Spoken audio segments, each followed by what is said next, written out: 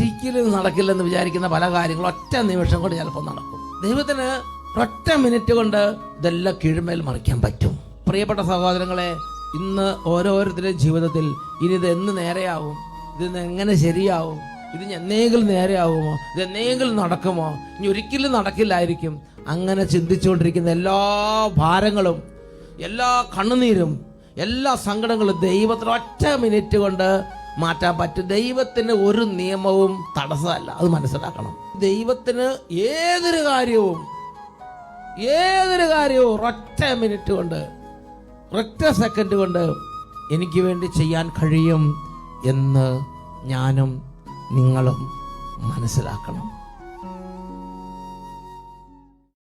നീയൻ പ്രാണനാഥൻ,